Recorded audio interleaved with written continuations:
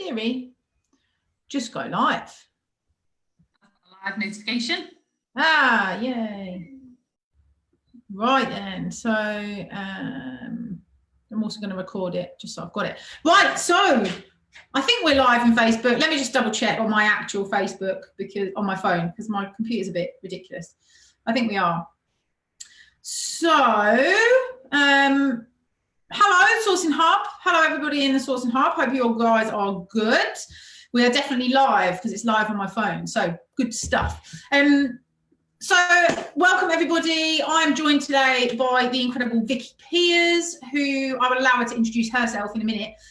But we are going to be talking today about current market, what our opinions are, what's coming in the next kind of 3, 6, 9, 12 months, and just a bit of advice or our thoughts on what you guys can be doing to stay ahead of the game and still continue to run your businesses. So first of all, Vicki, thank you so much for giving up your time today. Super grateful. I always like hanging out with you because you've got a really good approach to the way that you look at things that I kind of align with. So I like talking to you about business. Do you want to just introduce yourself to everybody so they know who you are and I guess what qualifies you to have an opinion? Everyone's got an opinion, haven't they? Good morning, Sarah. Thank you so much for this morning's Zoom call. So I'm Vicki Piers. My company is being plugged massively in the background here inside Liverpool. So basically we help investors to invest in Liverpool safely and for good yields and good returns. And it's mainly through education. So we do an awful lot of different types of courses. And we also have like a mastermind group to kind of give advice and guidance, because there's loads of investors who love Liverpool, but they don't always know what they're buying, don't know what they're getting themselves into. And then on the back of that, we also do some sourcing and, deal packaging and things. And we've also got a letting agency now as well inside Liverpool Lets. So we're a bit busy, still working full time despite everything that's going on. So yeah. An all-round brilliant property investor as a rule, like much. Oh yeah, of course. Yeah, I've got a portfolio as well. Sorry about that. And all sorts of things. So, yeah. Guys, just for your benefit, so I've been on Vicki's training about Liverpool. It was super good. I don't know if you can see it. Do you recognise this? I seen that and I was like, why has she got Liverpool? Liverpool on her wall. So I haven't actually done anything.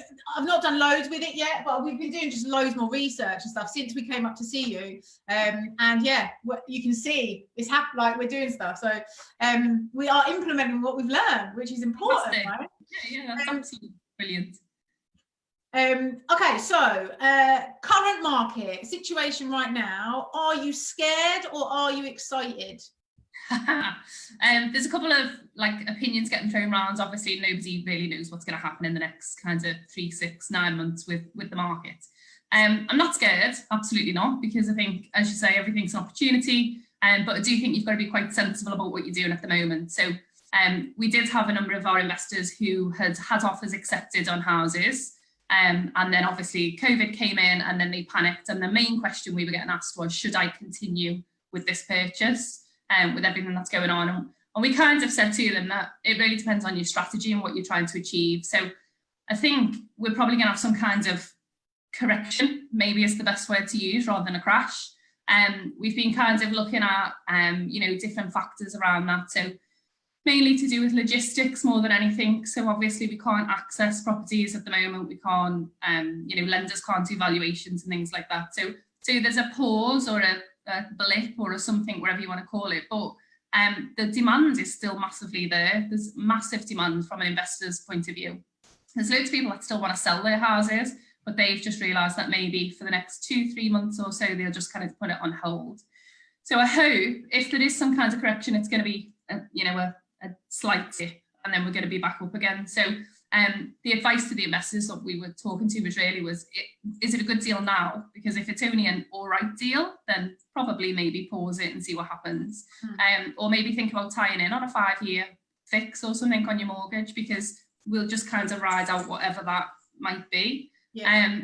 And we talked to a few investors who had some fantastic deals, and I was like, no, just keep going, because you're not going to find this kind of quality deal again. Ticks all the boxes for you. Some of them have took 6 or 8 months to find the deal in the first place, so it would be stupid to kind of pull out at this stage. So I'd say we probably had in the March period, we probably had about 50% that still continued with that completion, rushed it through, got it through just in time. And now I've probably got about 6 or 7 deals that are all just paused with solicitors while they figure out what's going on. So they haven't necessarily pulled out, but they're just, I think from an investor's point of view, they're quite sensible, because they don't want to complete on a property and have it sitting empty for any time, because logistically let-ins, you know, we can't do face-to-face viewings and things like that. So, so a lot of people have just kind of paused, and same for ourselves. We're still looking. I mean, seen one last night and I was like, oh, cash buyers only, we've got cash, that could work.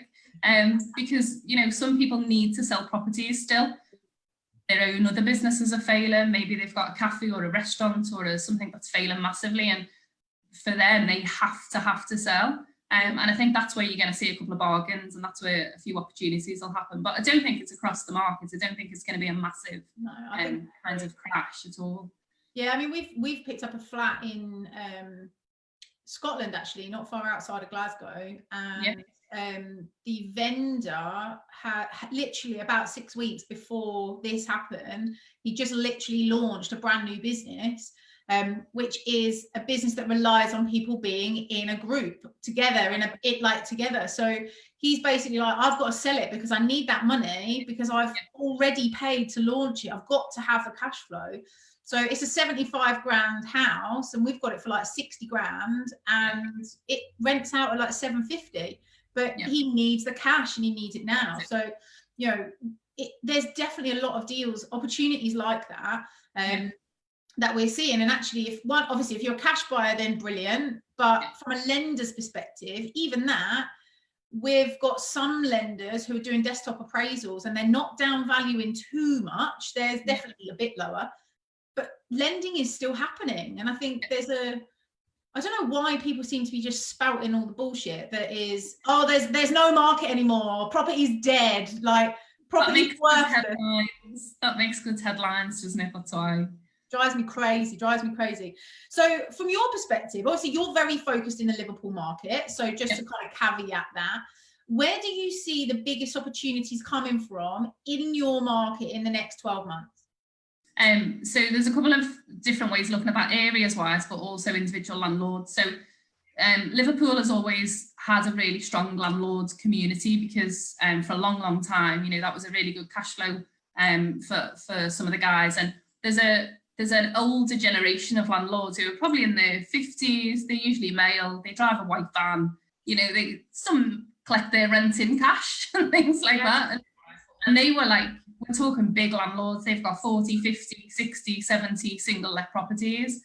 And all of the tax changes that came in, they started to sell some of those off. And now, with everything else that's going on, we're seeing that there's a few of those big portfolio landlords who are just offloading stuff because the hassle's too big.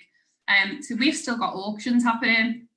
Sutton Kirsch and Venmore's are the two Liverpool auctions. They usually do an auction once every 2 months. At the moment, Venmore's are doing 2 a month, which is madness, because there's still obviously a guys who want to sell for whatever that reason might be. So I think the auctions are looking really good at the moment, because I suppose there's a lot of people who are very nervous about buying at auction in the first place, regardless of COVID or anything. They're quite nervous. And if you know the system and you kind of know how to move through the auction process and not get your pants pulled down by all sorts of extra fees and things, then you can do really well in the auctions anyway, and more so now probably because there's guys who want to get rid of, you know, more stock perhaps. So 2 auctions a month is massive in Liverpool. It's quite good stock. And Sutton Kirsch still sold at like 85% in the last one, back in beginning of April. So they're doing quite well, but they've managed the expectations of the vendors down a little bit. So the guide prices are quite good. And obviously there's less people looking to buy. So there's opportunities there. We've seen 1 or 2 houses in, I think it's the 2nd of May is the next one that's coming up around that date. There's a couple there that I think that looks quite interesting. And if you've got cash and you're confident at auctions, so I'd definitely explore those two, Venmore's and Sutton Kirsch. And then from an areas point of view, the north of the city is just like phenomenal. So it's so well priced, kind of moving up towards Bootle, Seaforth, Litherland, maybe a little bit rougher. But that kind of L20, L21 area is just, we've been pushing this for a long time, because the investment there in the next kind of 10 years or so is massive anyway, because we've got the Peel Docks development, which kind of connects the city centre right up through Bootle. So it's like 16 minutes on a train into the city centre. We've got loads of opportunities, you know, to get places really easily, and they're investing heavily. So the investors are going to see those prices go up and up and up, whether that's, you know, in the next, probably not now in the next 2 years or so, but definitely in the next 5 years. And I think that's really something to explore, because there's a lot of those big landlords that own that stock anyway. So you do see a lot of repossessions and things anyway up there, highly leveraged, big landlords. Yeah. So we've always got our eye on L20, L21, and that one that I've just said about, I was like, oh, there's one in L20, like, look at this. And a bit of jiggery pokery, it's a 2-bed house that can be a 3-bed, bathrooms in the wrong place at the moment. So, you know, there's loads of potential, but you've got to know what a deal looks like. Yeah. Because if there's only people just getting into the Liverpool market now and they haven't done enough research, then they're going to see something and assume it's great value, and then, you know, it might not be. This is why we came on your training, because I think the Liverpool market, for some reason, is just different in the way that it works than other markets in the UK. I know you have like London and Manchester and Sheffield and Leeds, who are all big cities as well. Yeah. But, you know, I source all over in every city in the country, but I never, ever have I sourced in Liverpool until I came to see you. And actually, I never would sell deals in Liverpool. If I take deals on myself, fine. But I don't sell deals in Liverpool. People that want deals in Liverpool, I push them to you. But I don't know the market well enough to really know those little weird intricacies of one road, but 2 different postcodes, 2 different values. It's a really interesting market. But so let's talk about auctions a little bit. Yep. What's your best bit of advice you can give to people who are like looking at auctions for the very first time? So don't ever bid on the day, although obviously it's online at the moment, but generally I'd say don't bid in the auctions on the day, because it heightens emotions. People get themselves carried away. So we always do exactly, and it only takes 2 people to drive the price up massively. So we do pre-auction offers and we do post-auction offers. That's the way we look at things. Pre-auction offers generally are not usually accepted unless there's some reason why they think there's not enough interest in the property. So they're less successful. Post-auction offers, if you can be quick and go and do viewings within 24, 48 hours of the auction finishing, you can usually get a few good deals, but be prepared for the same kinds of quality investor who know what they're doing and they're quite aggressive afterwards. So you need to have done all your due diligence beforehand. Just wait and see what happens. If it's still available, that's when you put your offer in. And we've been quite successful at auctions in the past. You know, there's a reason properties sell in the auction. So have a good eye for legal packs, obviously. Do all your due diligence. And for ourselves, because it's only local, we'll go and look at the property in the daytime, in the nighttime, of the weekend, you know, at different times outside of the viewing period, outside the viewing windows. I've knocked on doors before today when there's been tenants at home and said, oh, I couldn't make the viewings because I just have a quick look in, and they're usually all right about it. But I'd never bid on the day because I'd get carried away. I wouldn't be allowed, I wouldn't let myself go to an auction. I'm way too competitive and I'm way too emotionally led. I'd be like, no, I've got to have it. I've got to have it. I think the advice I've always been given around auction is that what you said, but also like make sure you know your numbers and have your limit, and then walk out of the room just at that. Yeah, absolutely. And that's why the kind of pre and post auction, because it gives you time to think. You're not caught up in that kind of moment. So I don't know if people are aware, but generally you can fill in a form. You can bid by proxy, it's called. So you can fill a form in, you submit it to the auction house, and it's got your you know, what your maximum bid is basically. But if you then decide to attend on the day or call up on the day, you can still go higher than that bid if you wanted to. That's not like the end. But I'd say exactly like you just said, Sarah, do all those figures, because there's a reason you came up with that figure in the first place. And on the day, another 5, another 10, suddenly another 20 grand's being spent. Absolutely. And the thing I think people forget about that is that that's your money you're giving away, because like you come up with a price you can afford based on the numbers, like the logical, rational decision, and you can offer, I don't know, you can offer 50 grand. Well, that's to give you the profits that you want as a minimum out of that deal. So the second you go into 55, 60, 70, 80, 90, the only person's money you're giving away is your own. And I think people get that. And I think they then start saying, oh, well, the done-off value might be a bit more and it might be a bit cheaper on the refurb, and it never is. Never is. It's always more expensive, and it always takes longer than you planned, for sure. The other thing we've noticed, which is getting a bit cheeky in the auctions now, is so there was always in the auction contracts, it used to be that the buyer paid so much towards the seller's legal fees. So £500 was quite common. Now we're seeing that it's like all of the legal fees, so not just up to a certain amount, so just be careful. And now they're also writing things like you're going to pay the auctions fees, the seller's auction fees. So on top of all of that, you could easily have been written into a contract that's paying another £1,500, £2,000 out that you hadn't expected and built into your figures. So is there a way to negotiate those things, or once you buy, in your experience, once you buy, that's it, you're into those? Yeah, it's you know, once the hammer comes down kind of thing, once you're at things being accepted, you've exchanged contracts, so trying to negotiate, you're going to lose, you've got to put a 10% deposit down, and then you're going to lose that deposit if you try and pull out of the deal or change anything, and potentially pay even more, because you might have put a 10% deposit down, pulled out of the deal because you couldn't negotiate whatever, and then they put that property back into the auctions a second time. If it sells for less the second time, you're contractually obliged to make up the difference as well. So I remember one of our investors done exactly that. He'd bid on a property, he really liked it. Then he got cold feet because it was tenants on housing benefits. It was a small block of flats, tenants on housing benefits. He panicked because he'd spoke to Dave down the pub, who had an opinion about housing benefits. 10% deposit, probably about 10 grand, plus all the fees, and then the property sold in the following auction for less than 90. So then he had another 10 grand bill, and I was like, just take the housing benefit tenants, like, it's cash flowing, it's secure money, it's like for all these reasons. So 20 grand. I'd argue that housing benefit tenants are a better option than, like, I mean, look at right now, right? Housing benefits still getting paid. Yeah. Working tenants are all losing their jobs. Yeah.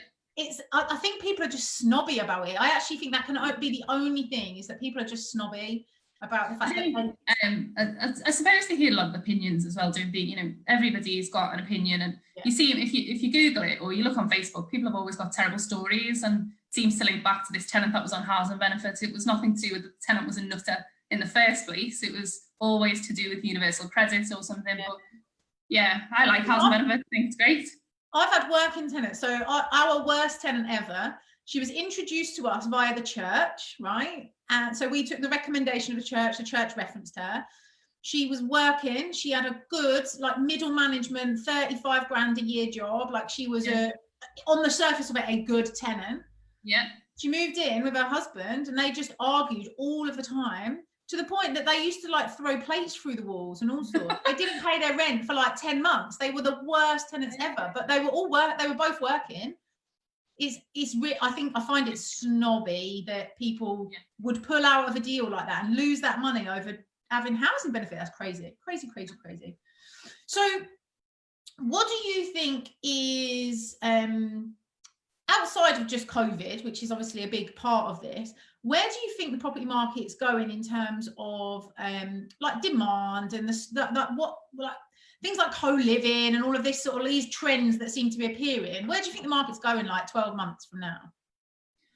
So we've got, obviously, with the letting agents, and we've got a few, we've got a Facebook rentals group as well. The rentals group is going mad at the moment. I've never seen so many people asking for houses. And whether that's to do with COVID a little bit, because being stuck in the same four walls, people want to kind of move out. Anecdotally, we're hearing stories about, people who, in terms of the HMO market, they're feeling a little bit nervous, obviously, because they've got houses that have got 6-7 rooms, whatever. All the students have rushed off home and things. And Liverpool's always been really safe for student HMOs. That's been a really good, solid market. Pretty guaranteed money. You know, you've got your 12-month contracts. But I do think that now we've been forced to look at online. I don't know about the student market anymore, whether it's as secure as it was. And so some of the landlords that have got those kinds of properties, we've talked to them about moving tenant type. So for future, maybe you're not fixed with students. Blue collar workers are absolutely, there's millions of them. I love a blue collar worker. I love them because when something breaks, they just fix it. Yes. Brilliant. And they pay their rent on time because they never really do. And they say, oh, the thing was leaking, so I just fixed that. Is that all right? Yes. They're super practical people. Yeah. The students, a bit snowflakey at times. So we're talking about, especially kind of not exit strategies to get out of the market, but exit strategies if you've got a situation. So I think there's going to be a move away from solely student HMOs, and we've got millions of those here. And there will be an opening up for this kinds of blue collar workers, because a lot of our key workers now can't necessarily afford, they can't afford luxury houses with front and back gardens and things. They've got budgets to stick to. So that kind of lower end of the market, the HMOs that are renting at maybe £80, £85 a week, and then your little 2-bed houses for kinds of £450, £475. That's a market that you're just not going to struggle with at all. And then at the other end, we've got the really high end houses that are selling amazingly well. So I can't believe how many. One of my friends is an estate agent, and he only deals in kind of almost around £1 million houses in Liverpool. £1 million house is massive. And he said they're selling, they're buying now because families want space, because, being stuck in the same four walls. So at those kinds of two very opposing ends, there's still a lot of movement in that market. So the webinar we ran the other night, I kept saying to people, please don't focus on average, that bit in the middle, because it's quite stagnant and that's a risky. Like, the students have gone home, some of the tenants and things have stopped paying their rent, they've been furloughed, they're down to 80%, or they've heard there's a payment holiday, or no rent's due for 3 months and things. And actually, your blue collar workers are still your key workers, they're still working 24/7. Your high end business owners have still got loads and loads of money, and they're the two markets that are quite safe, I think, especially for the next 12 months or so. That's something to think about. Maybe pivot from students, or those kinds of £85 a room's great. £100 a room, you might really struggle at the moment. Okay. And they don't want anything, exactly like you said, blue collar workers, they're not obsessed with en suites and everything being plush and gorgeous and things. They just want safe and warm and homely. Yeah, absolutely. So let's just talk about packaging a little bit, because a lot of people in this group are building, sourcing and packaging companies. In terms of dealing with investors at this time, what do you think is like some of the top tips for attracting investors into your business? So the thing about the investors is, and I say this with much love because we deal with them every single day, and they're a pain in the arse. Most times they're a pain in the arse. And the reason they're a pain in the arse is because they're investors, they're fixed on certain returns, they want to achieve a certain thing. So what we've been spent a long time doing for the last 2 or 3 years or so is really pre-qualifying those investors. So we attract them in really, really well. It's very easy to find investors who want to buy, but it's working out which of the investors that are actually really serious right now and have got the capacity to do a deal right now. So it'd be lovely if everyone was a cash investor, but they're not. So we always ask for, the proof of funds. We want all the ID documents, all the AML stuff, basically. Yeah. Just tick all that off as a first port call. Don't go putting any hours into going to find deals for anyone that hasn't proved themselves in that respect. Make them jump through a few hoops. Yeah. And I think they respect that anyway, because they get it, that you're busy, they're busy. Most of the really good investors we deal with have already got all that documentation together in a Dropbox somewhere. So they're just like, yeah, there you go, there's the link. Because they're so used to dealing with finance lenders and things and having to provide those documents. So we want to see that they're good to go. We want to see that they're ready. I'd also ask them what other properties that they've got, because if they're first time investors, they need more hand holding, and especially now they're going to really struggle to get finance, because mortgage brokers, they can promise the world on a dip or whatever, but until you actually come down to, can I have lending for this property? And we've noticed, like you said before, there are still lenders lending, but it might be at 65% loan to value instead of 75. It might be that they want you to have, one of the lenders that we deal with, Paragon, have been asking for a business plan and saying, like, how are you going to fund the next 6 months if all your tenants stop paying? You've got to have like a robust business plan for them. Brand new investors don't necessarily understand all of that side of things, and they haven't necessarily got the experience to deal with that. You need investors who they've been around the block a little bit, they know what's what, and they're quite relaxed to, provide all the things that you need quite quickly. So in terms of bringing them in, I don't even sell it on figures most of the time. So now we've built up a reputation in our city to say, if we show you a deal, it's a good deal, just know that, because it might not be, 50% ROI or whatever some crazy figures are that people are promising, but we say it's good, solid, it's a business. It's not just an overnight 12 months figures. You're a fan of the single let, aren't you? Oh, I love a single let, Sarah. Love a sexy single let. An 8% yield single let is like, wow. And particularly for the kinds of tenants that, you know, are going to stay, you know, 3, 4, 5, 6 more years. Like, why wouldn't you want some of those? So I think sometimes when you go chasing the high cash flowing deals and the ones that look fantastically exciting on paper, you attract investors who are looking for fast money. And actually your best investors are the ones who get it, and they're looking for that kind of solid, you know, in Liverpool you can get 10% easy on a single let, but if someone comes to me and says I want 6%, I'm like, yes, you're my kind of investor, because I can always over deliver on 6%. But when you come to me and say I need 10% and then I show you an 8.5 and you go, oh, that's a bit rubbish. Or you come to you and you say I want 20%, which I've had recently. I was like, I'm not sure. And then my next question was, how many do you have in your portfolio delivering 20%? This will be my first buy to let. Oh my God, like, you're not going to get that. If you've got any that you've already achieved somewhere else, go back to that person, because they really that. Yeah, absolutely. But yeah, spend time getting to know the investors. Our best investors we've got fantastic relationships with. They get us, we get them. It's the long game. You're playing the long game with them. It's not, you know, a quick deal and make a fortune overnight at all. It's that long game. Totally. But I'm doing my 5-day investor challenge next week, and one of the things we're really focusing on for the guys is actually it's more about relationships and qualifying than it is about anything else. Because if you don't need hundreds and hundreds of investors. You need maybe 10 good, pre-qualified, ready to move, with money in the bank, with their paperwork ready to go. 10 people, you can make an absolutely banging packaging company. Like, you really can. And I think it's probably the education space that is the problem in this, is that people focus so much on getting deals, and you can get 25% below market value and you can get 20% on your money. Actually, the reality, when you really come to do those sorts of deals, is that they're so few and far between. The people that are getting those deals aren't selling them. They're not selling them. Why would you? Why would you? Yeah. The only deals like that we've sold is because I focus on single buy-to-let. So if it's a HMO that stacks up like that, I'll sell it on. But if it's a single let, I'm having it. Yeah, it's 100%. Like the one that we've just got in Scotland, it came to me, can you sell this? Absolutely not. There's no way. I was like on my phone to my broker immediately, like, I need to buy this house. How do we make it happen? Like, even in COVID, I want to own it. And I think sometimes people forget, because of what you hear and what you see in terms of the shiny stuff, is that underneath all of that, there is a really successful business model if you are just realistic in the way that you intend to grow. Like, and you think long game and sustainability and profitability over quick money, quick buck. Yeah, totally.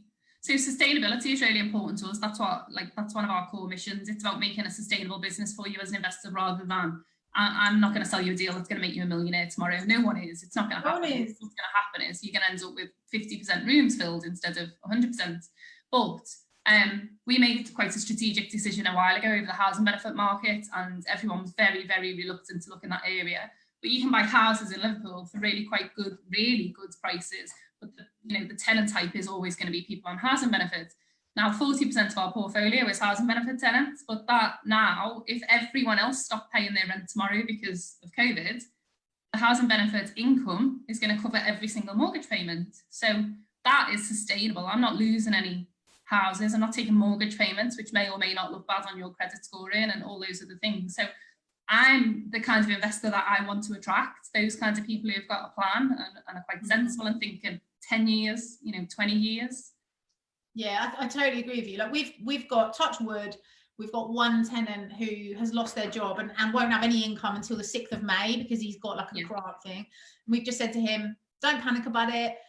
Our mortgage on that house is like 250 quid a month, and I've got other buy-to-lets that spit out that much money, and I'll get it. I'll get it later.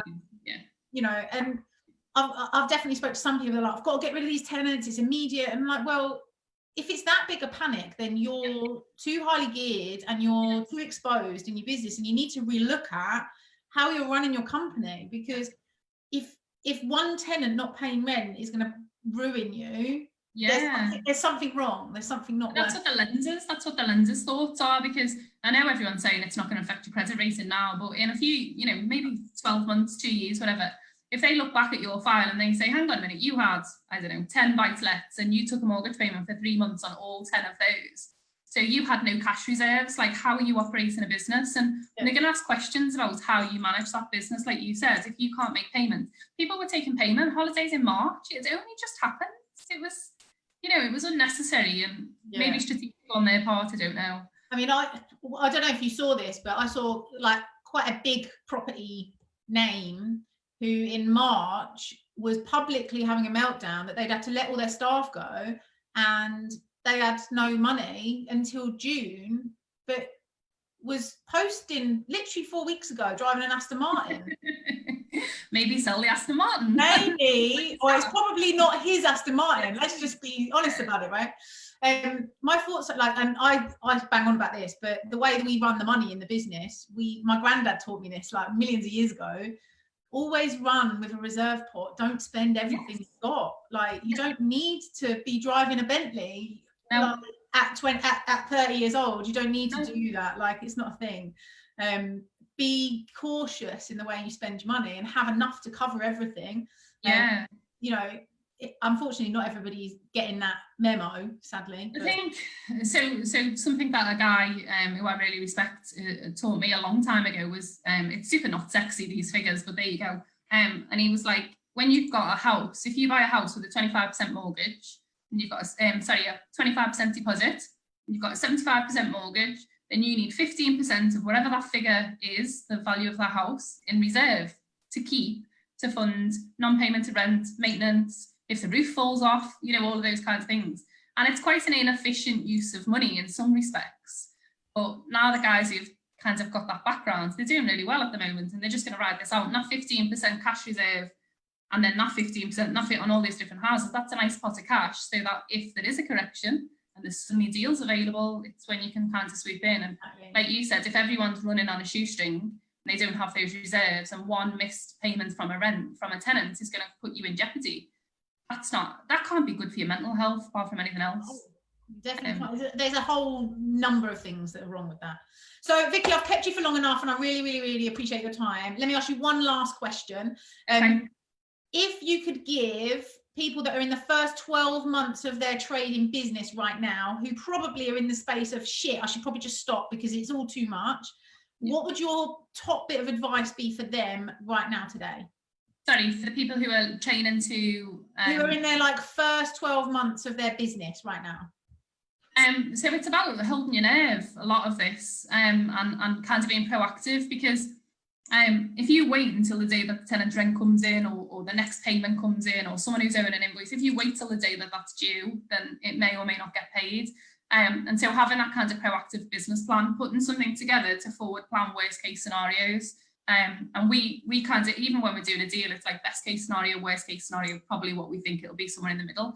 And then you've got that kind of plan for the next couple of weeks. It gives you that breathing space, because what you don't want to do is react kind of last minute and making very emotional decisions similar to the auction scenario. So planning ahead and getting yourselves organised and building, I mean, relationships apart from anything. You know, if it's a relationship with an investor who might be able to invest some money with you, or it's a relationship with a lender or a broker or a solicitor or whatever, those relationships are going to stand you in good stead.